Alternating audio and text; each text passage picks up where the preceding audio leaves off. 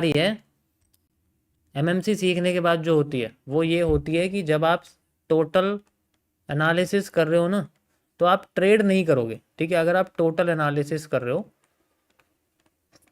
तो आपका result more than 80% accurate आएगा, बिल्कुल एक्यूरेट आएगा। लेकिन जब इसमें आपने ट्रेडिंग इंक्लूड कर दी, तो एग्जांपल के लिए आप एनालिसिस करते हो 5 मिनट के टाइम फ्रेम पर और 30 मिनट्स के टाइम फ्रेम पर, तो जब आप ट्रेडिंग करोगे ना, तो कुछ ट्रेड्स गलत जानी शुरू होगी। ये टाइम फ्रेम धीरे धीरे करके आप कम कर दोगे, 1 मिनट पे आ जाओगे या 3 मिनट पे आ जाओगे, फिर इसी पे करना शुरू करोगे। जहाँ भी थोड़ा सा एरिया दिखा वहाँ ट्रेड लगानी शुरू कर दे। अब ये बदल बदल गया ना माइंड सेट, अब ये चेंज हो गया ना। अब ये डिसीजन, ये जो डिसीजन है ये चेंज होता जा रहा है। ये डिसीजन और ये ऑब्जर्वेशन, ऑब्जर्वेशन डिपेंड करती है कैंडल्स, चार्ट। ये ऑब्जर्वेशन आपकी चार्ट पर होनी चाहिए, लेकिन ये ऑब्जर्वेशन कहाँ शिफ्ट हो जाती है? नंबर्स पर। उन नंबर्स पर जो हम लोग लॉट लगाते हैं, 0.01 लॉट चल रहा है, 0.1 लॉट चल रहा है, उस पर कितना प्रॉफिट चल रहा है, $10 प्रॉफिट चल रहा है, $10 लॉस चल रहा है, ये ऑब्जर्वेशन नंबर्स पे चली जाती है। और जब नंबर्स पे चली जाती है ना ऑब्जर्वेशन, तब प्रॉब्लम होती है।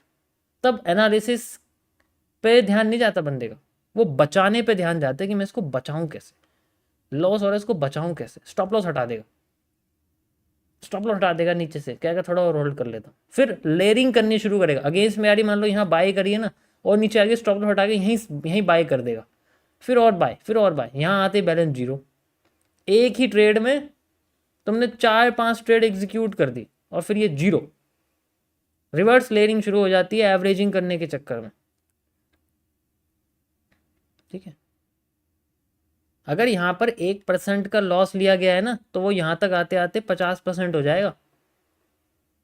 ऐसे नहीं होता ना, ये 90% लोगों की प्रॉब्लम है।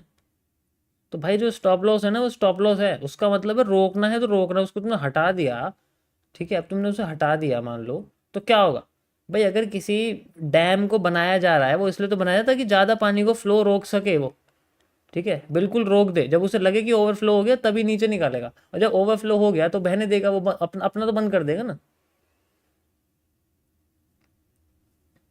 इसका एक ही सॉल्यूशन है, फिक्स। इसको नहीं हटाना बिल्कुल। जो गलत है वो गलत है, उसको और गलत मत करो।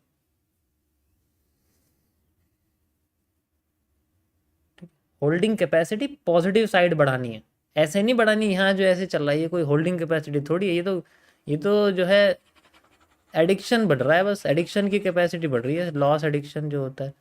अब क्या है, सारा का सारा खेल दो तरीके चलता है। देखो, अगर आप फोकस करो ना इन दो चीज़ों पे, अगर आपने फोकस करा कि मैं लॉस बढ़ा, तो आपका धीरे धीरे करके लॉस बढ़ता चला जाएगा, टेक प्रॉफिट कम होगा। जैसी मार्केट हल्के से प्रॉफिट में आएगी, आप निकालना शुरू करोगे, और आपने अगर प्रॉफिट पे ध्यान दिया तो आपका लॉस छोटा होता चला जाएगा, लॉस छोटा छोटा होता चला जाएगा।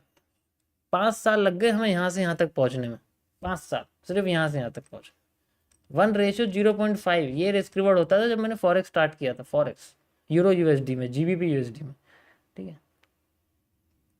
तो ये बढ़ाओगे तो देखो सारा खेल माइंड से, अगर तुम ये बढ़ाना तो ये बढ़ेगा ठीक है, अगर तुम ये बढ़ाओगे तो फिर ये बढ़ता चला जाएगा। आपको पता मैं पिन पॉइंट एंट्री लूंगा, दैट्स इट। गलत या सही, गलत होने के चांसेस, अब गलत होना, ठीक है। देखो मैं बताता हूँ, स्टॉप लॉस इतना बड़ा स्टॉप लॉस होल्ड करना और छोटा होल्ड करने में क्या फ़र्क है। जैसे मानो मैंने एक ना सुई होती है ना, सुई जिससे सिलाई मशीन में लगी रहती है, या फिर आप कपड़े सिलते हो, वो सुई, अगर वो सुई मैं आपको एकदम से ऐसे चुबा के से कर दूं तो खून निकलेगा, लेकिन पेन नहीं होगा, थोड़ा सा पेन होगा, ये वही है।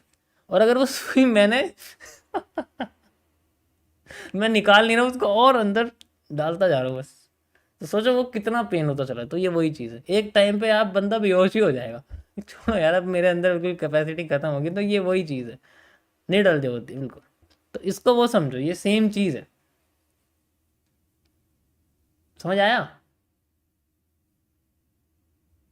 समझ आया? अब सोचो मुझे कितना, मैं कितना सह सकता हूँ, क्या मुझे सहना ही नहीं है, मुझे थोड़ा ही सहना है, ठीक है। मैं अपनी कैपिटल में से थोड़ा सा ही खून निकाल सकता हूँ, ज़्यादा नहीं निकाल सकता, लेकिन बदले में जो मेडिकोस है वो बहुत सारी लूंगा ये रिवॉर्ड का सारा खेल है, ये समझो।